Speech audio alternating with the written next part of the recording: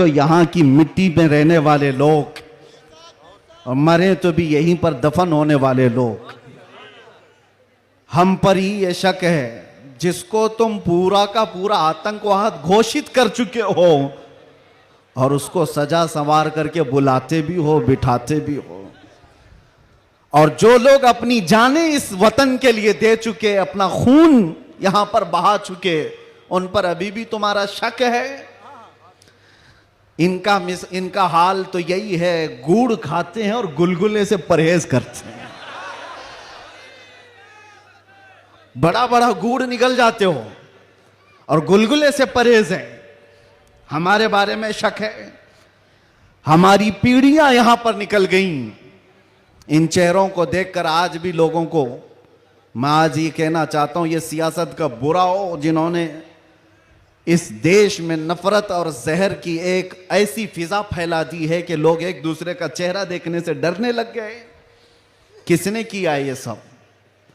अब तो आंख खोलना चाहिए। मैं सिर्फ मुसलमानों से नहीं कह रहा, बिरादराने वतन जो यहां पर मौजूद हों, दूसरी जमात के लोग, दूसरे मजहब के लोग, वो भी इन तमाम सियासतों को पहचाने जो इस देश पर अटैक से अटैक करते रहे। यहां से प्लेन हाईजैक करके ले जाकर जिनके यहां पर रखा गया हो, वो सब आज मेहमान बन गए।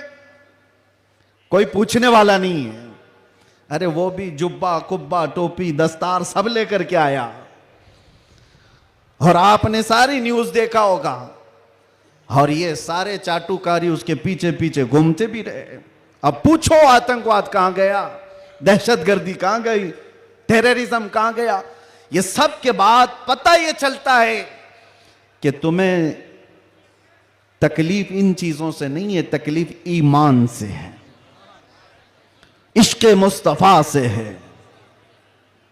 और जो सौदाबाजी तुमसे कर ले वो तुम्हारा भाई है, और जो हक बात करे उससे तुम्हारी कुर्सी हिलती है। इसलिए मुसलमानों, आप सबको मैं एक पैगाम देना चाहूंगा, अपना जाहिर संभालने से बेहतर है कि तुम अपने ईमान की हिफाजत करो और इश्क रसूल को और बढ़ाओ, और बढ़ाओ, इतना बढ़ाओ कि ये इतना बेहतरीन तुम्हारा असलहा है। बुजुर्गों ने फरमाया, जब तुम्हारे सीने में इश्क रसूल भर जाता है तो तुम्हें किसी से लड़ाई करने की जरूरत भी नहीं पेश आती। तुम्हारे चलने फिरने से कई कीड़ों की यूं ही मौत हो जाती, कई कीड़े यूं ही मर जाएं। बस शर्त यह है कि मोहम्मद से वफा तूने, तो हम तेरे हैं, ये जहां चीज है क्या लौह कलम तेरे हैं। रब तबारक व तआला सारी कायनात को तुम्हारे लिए मुसख्खर कर देगा, तुम्हारी तरफ फेर देगा, लोगों के दिलों को तुम्हारी तरफ फेर देगा। बात सिर्फ यहीं आकर रुकती है, उनके जो हम गुलाम थे, खल्क के पेशवा रहे, उनसे फिरे जहां फिरा, फिर आई कमी वकार में। बारगाह मुस्तफ़ा सल्लल्लाहु ताला अलैहि वसल्लम की गुलामी से बढ़कर के दुनिया में कोई ताजवरी नहीं है। मुर्शिद गिरामी हुजूर ताजुश शरिया रहमतुल्लाह ताला अलैहि फरमाया करते, बुल हवस सुन, सीमो जर की बंदगी अच्छी नहीं, उनके दर की भीख अच्छी, सरवरी अच्छी नहीं। मैं ज्यादा तकरीर नहीं करूंगा, लेकिन एक बात यह बता करके जाऊंगा, तुम्हारी आज जो पोजीशन है ये बनाई गई है। दुनिया सियासत में हमारे चेहरों को हजार बदनाम करने की कोशिश करे, लेकिन ये झूठे हैं, ये मुनाफिक हैं। हमने इनको देखा है। एक तरफ वो अंग्रेज भी था जो इनकी हरकतें करता था। अंग्रेजों ने भी क्या किया, कुछ उलमा वो हैं जिनको काला पानी की सजा दे रहे थे। अंडमान निकोबार में 12-12 साल कैद रख करके काला पानी की सजा में उलमा को मार दिया। अल्लामा फजल हक खैर आबादी की कब्र भी अंडमान निकोबार में। अंग्रेजों ने सिर्फ इसलिए कि उन्होंने हक बात का ऐलान किया था तो सजा। इनायत अहमद काकोरवी, किफायत अली काफी को भरे बाजार में फांसी पर चढ़ा दिया गया। और वही अंग्रेज है कुछ उलमा को नजराने दे दे करके पाल रहा है। ये तारीख की सच्चाइयां मैं बता रहा हूं। नौजवानों, तारीख उठा करके देखना, अंग्रेजों के जमाने में वो कौन उलमा थे जिनको माहाना वजीफा मिलता था। इंग्लैंड की विक्टोरिया की तरफ से उनको हदिया आया करता था मौलाना को। क्या आप मदरसा भी चला सकते हो? आपके मदरसे के लिए फुल सपोर्ट भी होगा। क्यों भाई, ये मुनाफिकत क्यों है? ये अंग्रेज एक तरफ उलमा को सूली पर चढ़ा रहा है और यही अंग्रेज कुछ उलमा को माहाना पैसे दे करके पाल रहा है, मदरसे बनाने पर सपोर्ट कर रहा है। पता ये चला कि इन मुनाफिकों का सिर्फ एक हाल है, एक हाल है, जो इनकी बोली बोलेगा वो आलिम क्या, वो सब क्या, उनका भाई है। और जो अल्लाह और रसूल की मोहब्बत की बात करेगा वो सूली पर चढ़ाया जाएगा। और हमें आज गवारा है, हम खुशी से इस बात को पसंद करते हैं, जालिमों के तलवे चाटने से बेहतर है कि सूली के फंदे को तुम लिया जाए। इसलिए कि तारीख तलवे छाटने वालों की नहीं लिखी जाती, सलाहुद्दीन की लिखी जाती है। तारीख शहाबुद्दीन की लिखी जाती है, तारीख खालिद बिन वलीद की लिखी जाती है, तारीख सैफुल्लाहिल मसलूल की, उमर इब्न खत्ताब की लिखी जाती है। आज नौजवानों, जैसे भी मामलात आए हैं, हम हर चीज में कंप्रोमाइज करते हैं। आपके इलाके में जो भी मसाइल होंगे आप आते होंगे अपने एमएलए के पास, अपने कारपोरेटर के पास, और अगर कुछ दिक्कतें हो तो मैं मशवरा भी देता हूं। पानी नहीं है, बिजली नहीं है, सड़क नहीं है, गटर नहीं है, नाले नहीं है, ये जरूरियात है जिंदगी। अगर ना हो तो सब्र कर लेना, सब्र कर लेना। एक रोटी ना भी मिले तो सब्र कर लेना, लेकिन एक बात याद रखना, नामूसे रिसालत पर कोई समझौता नहीं है। वो जान है हमारी, और जान है तो जहान है।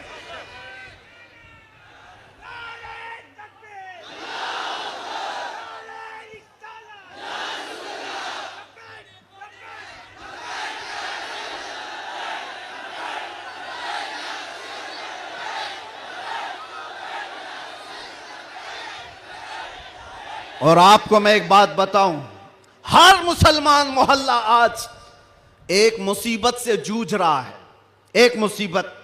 शर्म भी आती है मुझे कहते हुए और दर्द भी होता है।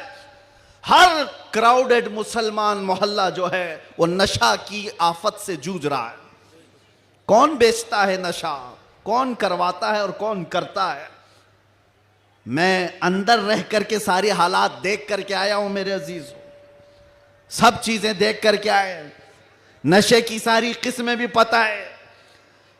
इन मोहल्लों में ज्यादा क्यों बिकता है? कौन सपोर्ट करता है इनको, कौन सपोर्ट करता है?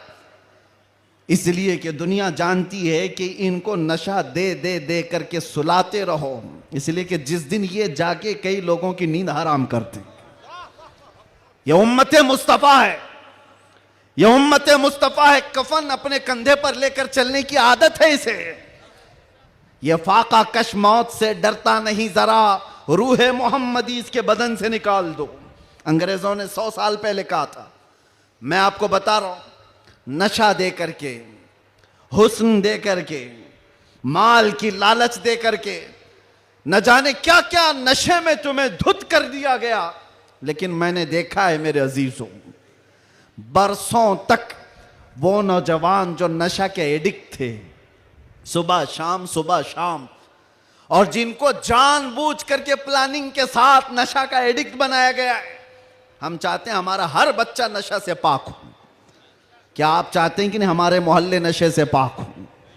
लेकिन मैं उनको भी जानता हूं जो इन मोहल्लों को नशा बांटते हैं, वो किसके कारस्तानियां हैं, वो किनके कारिंदे हैं, वो किसके एजेंट हैं, पता है। नशा आता कहां से, बिकता कैसे, और इनको कौन सपोर्ट करता है, ये सब की सब जड़ में अगर आप जाएंगे तो एक ही चीज है, इनको इतना नशा आवर चीजों से सुला दिया जाए कि ये बात करने के काबिल ना रहे। लेकिन मेरा विजदान ये कहता है, दुनिया ने सालों भर इनको नशा दे दे करके सुलाया। कभी कभार मैं भी सोचता था ये वो नौजवान है जो सुबह से शाम तक नशे में रहते हैं, या शाम को नशा ले ले तो सुबह तक उठने का कोई सवाल नहीं पैदा होता, इनसे क्या मुस्तकबिल की उम्मीद की जा सकती है। लेकिन मेरा ये ख्याल गलत निकला, इसलिए कि सारी दुनिया मिल करके नशा बांट करके जिस कौम को सुला रही थी, हमने एक बार आई लव मोहम्मद कहा, हर मोहल्ला जागता हुआ नजर आ रहा है। नारे तकबीर, किसने जगाया? नारे रिसालत, उलमाए अहले सुन्नत, किसने जगाया? मेरे अजीजों, हमने तो सुना था कुछ नशा ऐसे हैं जो 24 घंटे तक नहीं उतरते, कुछ नशा ऐसे हैं जो 36 घंटे तक नहीं उतरते, कुछ नशा ऐसे हैं जो 48 घंटे तक नहीं उतरते। हो सकता है ऐसे सारे नशों में मुब्तला नौजवान थे, लेकिन एक नशा ऐसा है, कान में हमारे बच्चे के फूंक दो आमिना के लाल का नाम, हर तरह का नशा उतर जाता है। और फिर एक ही नशा सर चढ़ करके बोलता है, जिस गली से भी गुजरो, एक 8 साल का बच्चा भी मुझे देखता है, उसी नशे में पुकारता है, लब्बैक या रसूल अल्लाह।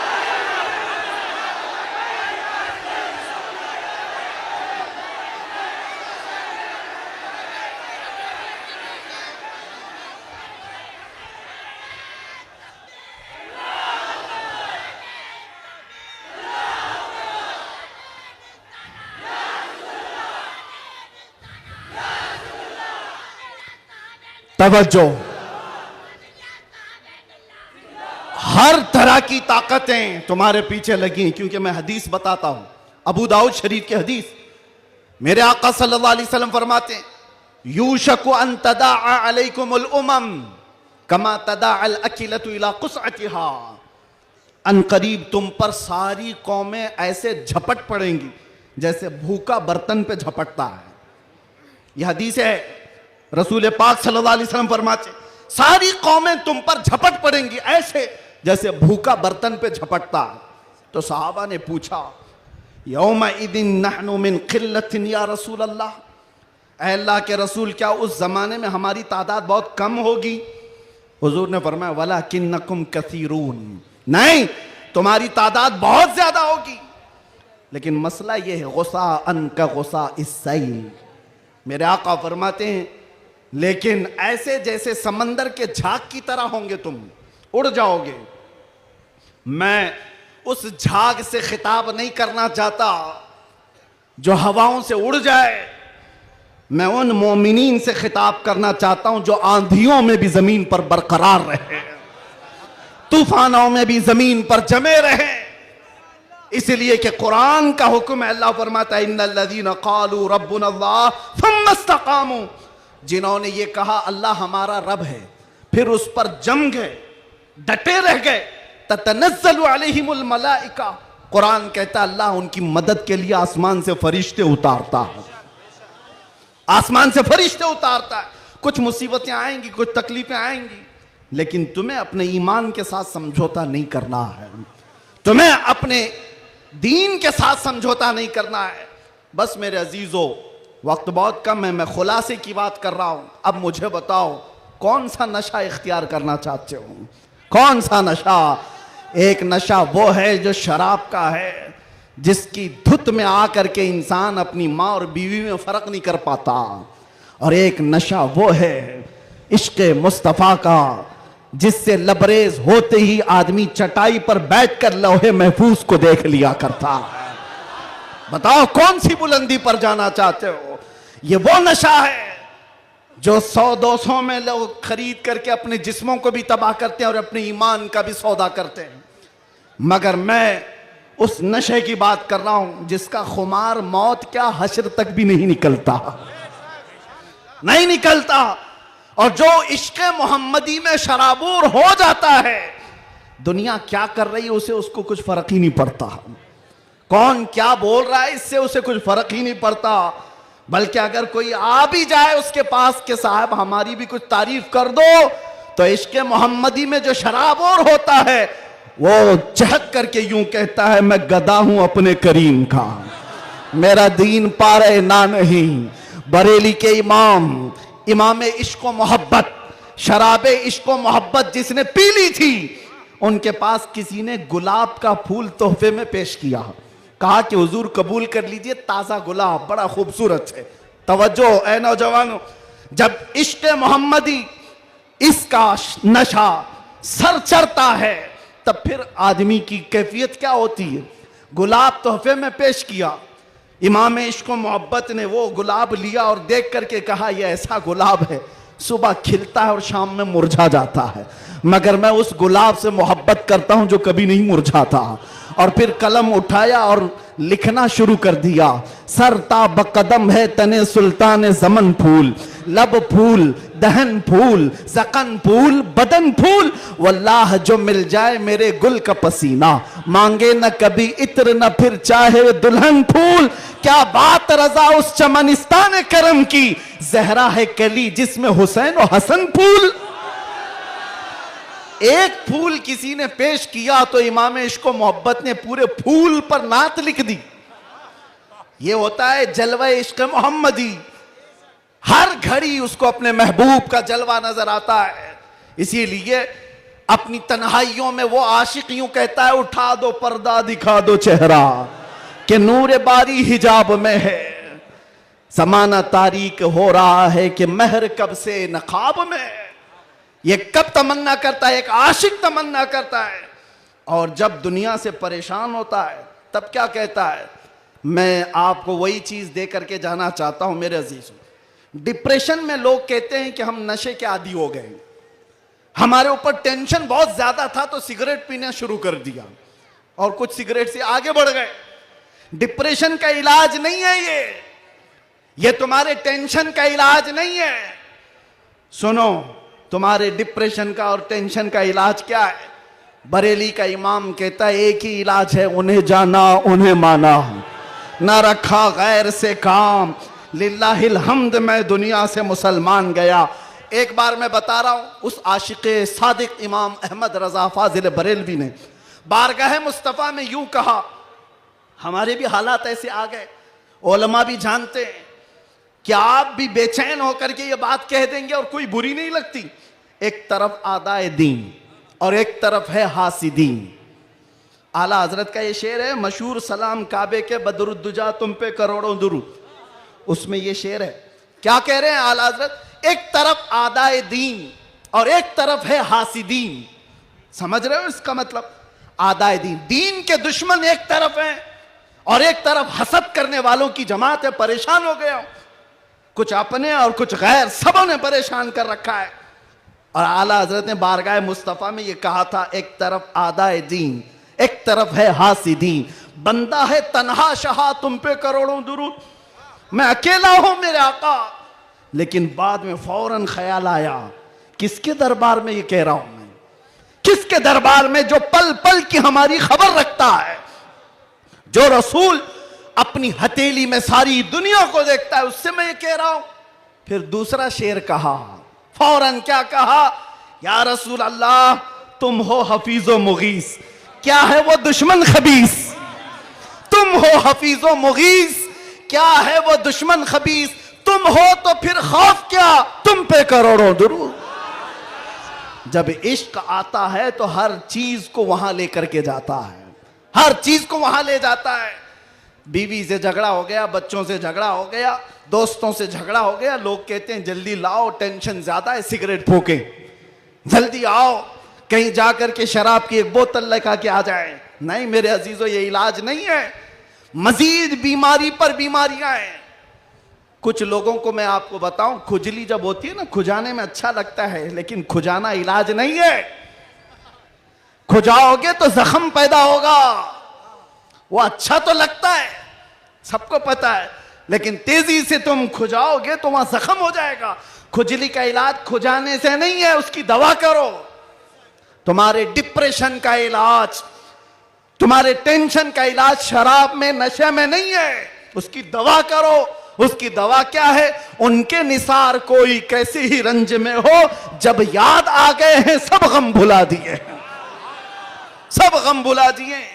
सच बता रहा हूं, अल्लाह की कसम, अल्लाह की कसम, कैद खाने में जो लोग जिंदगियां गुजारे होंगे या जेल से आए हुए लोगों को पता होगा। अल्लाह ना करे किसी को ये हालत आए, मगर मैंने महसूस किया हर तरह के क्रिमिनल जमा हुए, वहां पर भी वह अपने कैद की तन्हाई को खत्म करने के लिए नशा का इस्तेमाल। आप पूछते होंगे कहां से आता है? सब आता है, सब आता है। पहुंचाने वाले भी बड़े लोग, पकड़ने वाले भी बड़े लोग, केस करने वाले भी यही लोग, छुड़ाने वाले भी यही लोग, सारी चीजें जानते हैं। मैं उसमें तफसीलात में नहीं जा रहा, लेकिन एक मैं जानता हूं, हम जैसे लोग जो इन जैसे लोगों के बीच में पले बढ़े और अचानक ले जाकर के उनके दरमियान बिठा दिया गया तो क्या हालत होती है। हमारा इलाज क्या था? हमारा इलाज क्या था? पहले पहले में ये महसूस होता था कि हम तो दुनिया बदल के आ गए, किन लोगों में बैठ गए, कैसे लोगों में बैठ गए। लेकिन यकीन पक्का हो तो याद रखना, कुत्तों को भी जुबान आ जाती है, इश्क आ जाता है, कैसे भी लोग हों। उसके बाद जब घबराहट होती, आला हजरत का यही शेर पढ़ता, उनके निसार कोई कैसे ही रंज में हो, जब याद आ गए हों सब गम भुला दिए हैं। हुजूर पाक सल्लल्लाहु ताला अलैहि वसल्लम पर कसरत से दुरूद पढ़ना शुरू करते तो दिल ऐसा करता, दिल मचलने लगता, और फिर एक हौसला और एक हिम्मत ऐसी आती, लोग देखते। और जिन लोगों को नशे की हालत में देखा था, जो सुबह से शाम तक पड़े रहते, रमजान आया तो हमने देखा पूरा पूरा कुरान वो हमारे पीछे खड़े होकर के समाअत कर रहे हैं। यह हमारी बरकत नहीं, यह हमारी मेहनत नहीं, बात सिर्फ इतनी है कि हुजूर से लौ लगाओ तो अल्लाह सारा जमाना तुम्हारे हवाले कर ही देता है। माहौल बन जाएगा। ऐ नौजवानों, उठो और अपने कौम के अंदर इस्लाह पैदा करो। आज तुम्हें जिस तरह उंगली उठा करके लोग ताना देते हैं कि ये नशाखोर है, याद रखना ये तुम्हें नहीं ताना दिया जा रहा है, ये सीधे रसूलुल्लाह की गुलामी पर ताना दिया जा रहा है। तुम्हारा नाम मेरे मुस्तफा से जुड़ा हुआ है, इसका तो भरम रखो, ख्याल रखो। तुम हुजूर पाक सल्लल्लाहु अलैहि वसल्लम के नाम से दुनिया में पहचाने जाते हो। तुम्हारे हाथ में शराब की बोतल जेब नहीं देती, ताश के पत्ते जेब नहीं देते। तुम नशे के अड्डे पर रात ना गुजारो, बार और क्लब में डांस करते हुए ये मुजरे करने के लिए तुम्हें नहीं पैदा किया गया। ऐ नौजवानों, उठो। तुम्हारे हाथ में तो अल्लाह का कलाम होना चाहिए, तुम्हारी जुबान पर मेरे मुस्तफा के नगमे हों। तुम्हारी रातें क्लब में नहीं, किसी मस्जिद में या किसी शेख के कदमों में गुजरनी चाहिए। फिर देखो इनकलाब ऐसा आएगा, इनकलाब ऐसा आएगा।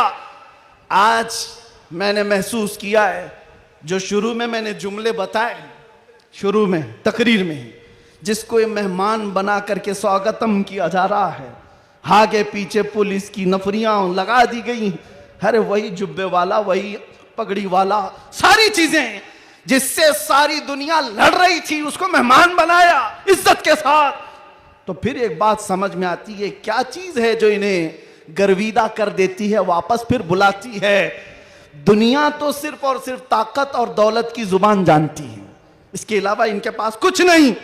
लेकिन हम महसूस करते हैं दुनिया के तमाम हालात को अल्लाह एक दिन में पलट सकता है, बल्कि एक मिनट में पलट सकता है। आज अगर बारिश नहीं है, रब तबारक व तआला के लिए नामुमकिन और मुहाल नहीं है। वो अच्छा है तो अभी बारिश कर दे, वो कड़ी धूप में बारिश कर दे और कड़ी बारिश के अंदर धूप ला दे। इसलिए आज के हालात से परेशान ना होना कि अब क्या होगा। हमारा कोई कायद नहीं, हमारा कोई लीडर नहीं, सूखा पड़ा हुआ है, मुसलमान बिखरे हुए हैं। कभी मायूस ना होना। ऐसे सूखों में हमने कई गुलशन खिलते हुए देखे हैं। जिन्होंने इस्लाम के खिलाफ परचम उठाए थे, रब ताला ने उनकी नस्लों में ही आशिकाने मुस्तफा भी पैदा किए हैं।